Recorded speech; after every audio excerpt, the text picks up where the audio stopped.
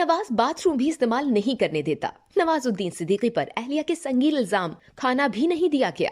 भारतीय मीडिया के मुताबिक बॉलीवुड अदाकार नवाजुद्दीन सिद्दीकी की अहलिया आलिया सिद्दीकी ने अपने वकील रिजवान सिद्दीकी के जरिए बयान में कहा कि नवाज और उनके अहले खाना ने मेरी मौकिला आलिया सिद्दीकी को घर से बेदखल करने के लिए हर मुमकिन कोशिश की। मौकिला के खिलाफ जायदाद के तनाजे पर शिकायत दर्ज की गई। वकील ने कहा कि पुलिस के जरिए आलिया सिद्दीकी को गिरफ्तार करने की धमकियां दी जा रही थीं और हर दिन पुलिस स्टेशन बुलाया जा रहा था। पुलिस के सामने आलिया की तौहीन की गई, लेकिन कोई भी पुलिस अफसर मेरी मौकिला के हुकूक के तहफ़्फ़ुज़ के लिए सामने नहीं आया। नवाजुद्दीन सिद्दीकी और उनके अहले खाना ने आलिया को 7 रोज के दौरान खाना, सोने के लिए बिस्तर और नहाने के लिए बाथरूम इस्तेमाल करने की इजाजत नहीं दी। मेरी मौकिला के इर्द गिर्द बॉडीगार्ड तैनात किए गए।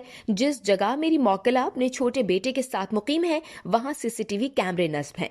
वकील ने मजीद कहा कि सबके बावजूद नवाजुद्दीन सिद्दीकी और उनके अहले खाना ने पूरी कोशिश की कि किसी तरह अदालत में केस दर्ज करने में मौकिला का दस्तखत हासिल न कर सकूं। ताहम उन तमाम धमकियों और पुलिस अफसरान की मदद न करने के बावजूद मैं और मेरी टीम अदालत में दरख्वास्त दायर करने के लिए मौकिला के दस्तखत हासिल करने में कामयाब हो गए। वाज़ेह रहे कि नवाजुद्दीन सिद्दीकी की वालिदा की जानिब से बहू के खिलाफ जायदाद के तनाजे पर मुकदमा दर्ज करने के बाद आलिया सिद्दीकी ने दावा किया था कि उन्हें ससुराल वालों की जानिब से हिरासत किया जा रहा है। इस वीडियो से सिर्फ इतना ही। मजीद जानने के लिए सब्सक्राइब कीजिए डेली जंग YouTube चैनल और लाइक कीजिए डेली जंग Facebook पेज।